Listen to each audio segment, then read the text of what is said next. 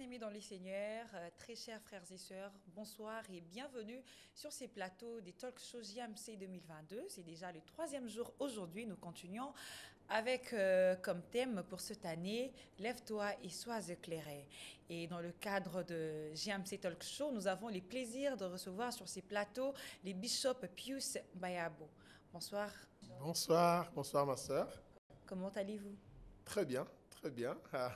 Très bien après cette rencontre si puissante, ça va. Amen. C'est un plaisir de vous avoir et je rappelle que nous sommes sur ces plateaux pour nous entretenir autour de questions qui sont relatives à votre intervention de tout à l'heure. Alors, vous avez soulevé comme thème, sous-thème, je veux dire, tu seras une couronne éclatante dans la main de l'Éternel. C'est les sous-thèmes que vous avez épinglés ce soir. Alors, je veux savoir, une couronne, elle qui est censée être sur la tête, occuper la tête, comment ça se fait que la couronne se retrouve entre les mains ou la main du Seigneur? Très, très bonne question. Une question que je me suis posée moi-même. J'ai commencé à débattre avec le Saint-Esprit. Je voulais comprendre. J'ai dit, mais comment une couronne dans les mains jusqu'à ce que le Saint-Esprit a commencé à me faire comprendre que lorsque une couronne est dans les mains, ce n'est pas pour qu'elle reste dans les mains, c'est pour qu'elle soit posée sur la tête. Et cela m'a amené à aller plus loin, pour ainsi essayer d'analyser et comprendre. Mais la tête représente quoi? La tête représente une figure d'autorité. Et c'est ainsi que je me suis dit, qu'est-ce que Dieu veut nous dire là-dedans? Si chacun de nous, tous là, nous sommes appelés, Dieu dit qu'il fera de nous des couronnes qui seront dans ses mains. Donc, nous devons être placés sur une tête quelque part. Prenons le premier exemple, j'ai abordé la femme. Je dis, Proverbe 12, 4 me dit qu'une femme excellente, elle est une couronne sur la tête de son mari.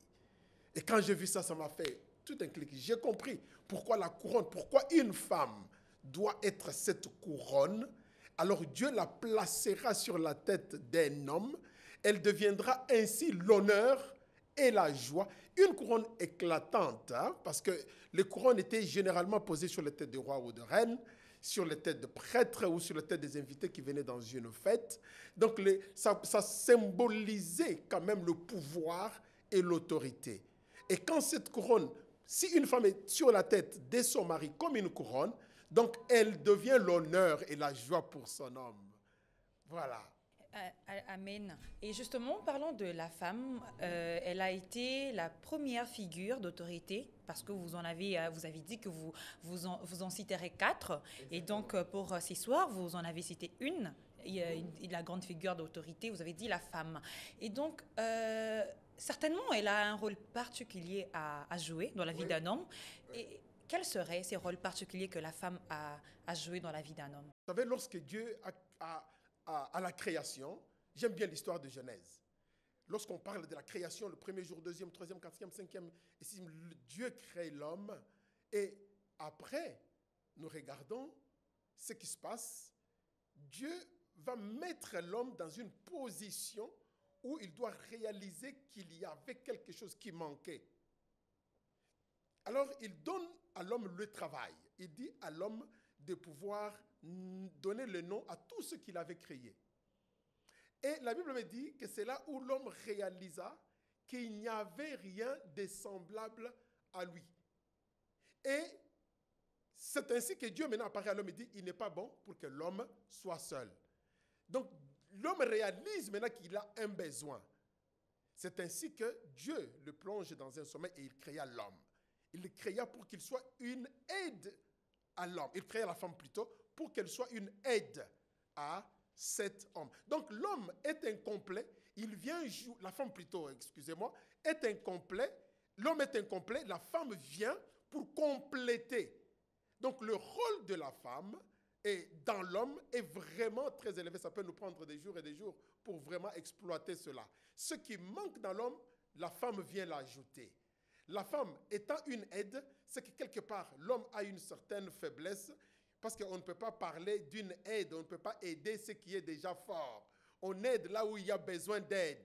La femme vient compléter. C'est pourquoi elle a été tirée de l'homme. Elle n'a pas été tirée de n'importe quel os, mais elle a été tirée de la côte, près du cœur, vraiment en dessous ici, pour que l'homme réalise que sans la femme, il y a un vide. C'est ainsi que quand la femme arrive dans la vie de cet homme, elle va accomplir quelque chose. C'est ainsi que j'ai parlé en disant qu'une femme excellente rend même l'homme beau. Quand la femme arrive, il y a des choses glorieuses qui se passent dans la vie d'un homme. Un homme qui n'a pas de femme, il est incomplet. La Bible me dit, celui qui trouve une femme trouve le bonheur. Alléluia, c'est lui qui trouve la femme, trouve les bonheurs. Alors, mais pasteur, qu'est-ce qui justifierait le fait qu'aujourd'hui, certaines personnes tombent sur des mauvaises personnes? Qu'est-ce qui fait que les célibataires fassent de mauvais choix? Ça, c'est une très bonne question. Il est vrai que beaucoup de jeunes aujourd'hui, et je l'ai dit dans mon enseignement aujourd'hui, que plusieurs jeunes manquent de sagesse.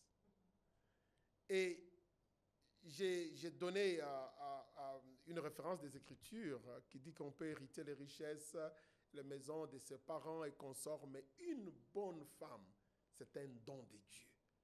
C'est Dieu qui peut donner un bon homme à une bonne femme à un bon homme. Il faut toujours prier. Maintenant, prier, les jeunes diront que nous prions tous. Mais quand on prie, il faut prier pour que nous puissions entrer dans un mariage qui est la volonté de Dieu, pour que nous trouvions la personne que Dieu a préparée pour nous, ces cadeaux, ces dons que Dieu a préparés. Un don, c'est un cadeau. Donc Dieu a prévu pour chacun ici sur terre un cadeau bien particulier qu'il faut maintenant qu'il trouve. Comment il trouvera cela? Dans la prière et par les conseils. Ce sont les grandes personnes qui ont la sagesse. Je n'ai pas mentionné tantôt en parlant, mais ça me vient dans mon esprit pour dire que s'il n'y avait pas de Naomi, Ruth n'aurait pas trouvé un bon mariage. Il a fallu qu'il y ait une Naomi qui la conseille. Naomi a donné des stratégies à Ruth. Aujourd'hui, beaucoup de nos jeunes filles n'aiment pas écouter les mamans. Ils se disent que, bon, elles sont trop vieilles, ils ont d'une vieille classe. Les jeunes garçons ne veulent pas, et notre société aussi ne conseille pas beaucoup de garçons. De nos jours, beaucoup de garçons n'ont pas de conseils réels. Les conseils qu'ils ont, c'est entre eux. Entre amis, ils se disent des choses. Mais les filles, quand bien même, elles sont souvent conseillées par la famille, par les mamans, ainsi de suite. Mais quand elles grandissent, elles arrivent à un niveau où leur référence devient les médias sociaux, les internets et tout cela. Manque de sagesse amène beaucoup de jeunes de nos jours à entrer dans un mauvais mariage. Alors, pasteur, on n'aura certainement pas le temps d'aborder tout ce que vous aviez dit lors de votre intervention, mais pour finir, je voudrais savoir, est-ce que il faut que les gens qui sont mariés arrivent au divorce lorsque ça ne va pas? Est-ce que les divorces est la seule et unique solution lorsque tout va mal? Le divorce, ça d'emblée, je dis non. Moi, personnellement, je suis contre le divorce, pas parce que c'est moi, parce que la Bible nous le dit. Dieu n'aime pas le divorce. Dieu déteste le divorce. Mais il est vrai, une question m'a été posée récemment à ce sujet pour dire, mais qu'en est-il des femmes qui sont abusées dans leur foyer, qui sont tapées, et de nos jours, il y a même des femmes qui sont mortes dans le mariage. Qu'est-ce qu'il faut faire? Devrait-elle rester là-bas? Là encore, il y a à boire et à manger. Moi, je pense vraiment qu'il y a moyen de régler le problème dans le mariage sans aboutir au divorce. Mais je crois aussi que Dieu ne permettrait pas à une fille d'aller à la mort dans un mariage parce qu'elle ne peut pas sortir. Ce qui se passe, c'est quoi? Lorsque on ouvre le dialogue, on sait parler à quelqu'un, on peut recevoir de l'aide. J'ai suivi l'histoire de ce couple qui a fait beaucoup de bruit, où la femme qui est morte n'avait jamais parlé à son pasteur. Il y a des histoires comme ça. Lorsqu'on est dans un foyer où on est abusé, nous encourageons toujours au couple ou à la fille ou au garçon, ça peut être dans les deux sens, et puis d'avoir une femme qui abuse l'homme aussi, de parler aux autorités spirituelles. Nous allons voir d'autres autorités. La fois prochaine, on va parler de ces autres autorités. Il y a d'autres autorités aussi, mais il faut en parler. Pour recevoir de l'aide, je ne conseillerais pas à une fille de rester là-bas Pourquoi? Parce que je sais que tu peux poursuivre avec la question. Tu dis que tu es contre les divorces, mais tu ne permettrais pas à une fille de rester dans un foyer. Eh bien, lorsque un homme est en train d'agir de cette manière-là, vous savez ce qu'il est? C'est un païen. C'est un païen. Et l'apôtre Paul nous donne des conseils très clairs. Quand tu es là dans un mariage où c'est un païen, le païen là peut partir. Il peut partir. Paul le dit, ça ce n'est pas Dieu qui le dit, mais c'est moi. Mais il le reconnaît pour dire, moi aussi j'ai l'Esprit de Dieu. Donc c'est Dieu qui m'inspire de donner ses conseils. On ne peut pas mourir dans un foyer à cause du mariage. Si ce mariage est en train de te faire souffrir, Dieu n'a pas dit tu entres dans un mariage pour mourir. Donc c'était peut-être pas la volonté de Dieu que tu sois dans ce mariage. Alléluia, c'était peut-être pas la volonté de Dieu que tu sois dans ce mariage.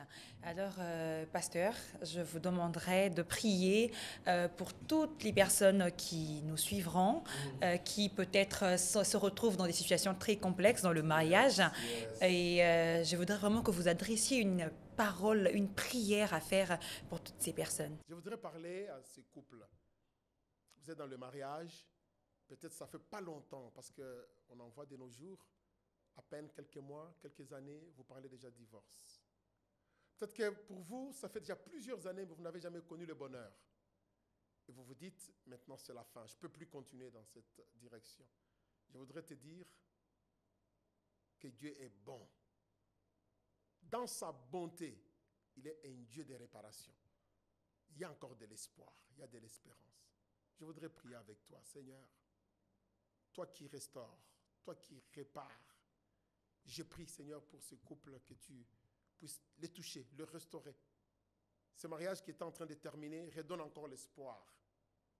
Redonne encore l'espoir. Que ce couple réalise que c'est encore possible. Avec toi, c'est encore possible.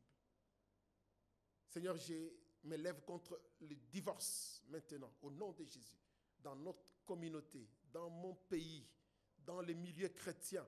Je refuse cet esprit de divorce au nom de Jésus. Tu es le Dieu de la restauration, mais tu es aussi le Dieu de la réconciliation. Seigneur, je prie même pour ceux-là qui étaient déjà divorcés. Je prie pour ceux-là qui se sont retrouvés dans un divorce non planifié. Peut-être parce que l'époux ou l'épouse se retrouve dans un autre pays, ils sont restés éloignés et le mariage est presque terminé. Je prie, Seigneur, que tu puisses donner même le papier qu'il faut pour que ce couple se retrouve, pour que la famille se retrouve ensemble. Restaure ce foyer, restaure ce couple, Seigneur, au nom de Jésus. Amen. Amen. Merci beaucoup, pasteur, d'avoir répondu à cette invite. C'est moi qui vous remercie. Merci, vous êtes formidables. Merci beaucoup. Et merci également à vous tous qui nous avez suivis et que les Seigneurs vous fassent énormément de bien. N'oubliez pas, nous continuons, nous sommes là tout le jour à partir des 16h. Et donc, ne manquez pas de venir suivre la parole des dieux et que Dieu vous bénisse de partout où vous nous suivez. Merci. Merci.